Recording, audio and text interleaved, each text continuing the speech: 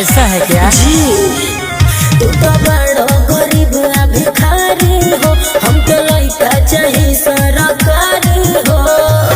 मैं शादी भी करूंगी तो सरकारी लड़का से। आय हाय हाय हाय हाय तू ही चालाक बाड़ू तो हम हूँ पहले ले तब बात आगे बढ़ी बबी। सुन लो का तोरा जैसन लड़की के बाजार पूरा नील होई, जांच पड़ताल में जे बढ़िया न फील होई रे हां सील होई ढील तो बियाह कैंसिल होई। अरे अरे सील होई ढील तो बियाह कैंसिल होई, सील होई ढील तो बियाह कैंसिल होई, ना मनवा ढील तो बियाह कैंसिल होई। कहां जाइबू?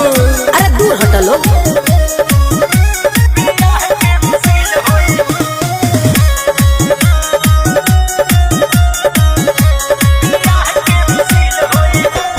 लाली बेला केहू क्रीम केहू दूसरा से, केहू से मोबाइल सिम केहू दूसरा से।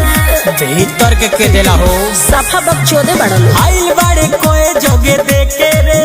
अरे अरे बता रे तेहू तो मैं के रे।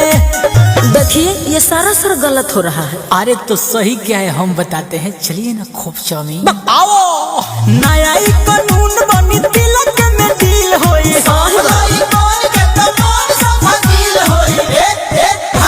सील होई ढील तो बियाह कैंसिल होई, होई ढील तो बियाह कैंसिल होई, सील होई ढील तो बियाह कैंसिल होई, सील होई ढील तो बियाह कैंसिल होई। अब बोल रे मादा मुँह पूछ दे।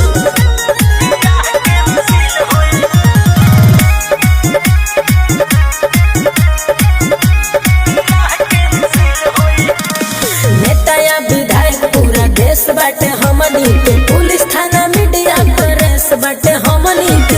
महिला मंडल में तार जीजा जी बाती तो जनहित में जारी बा, बुलेट राजा कोइले तैयारी बा।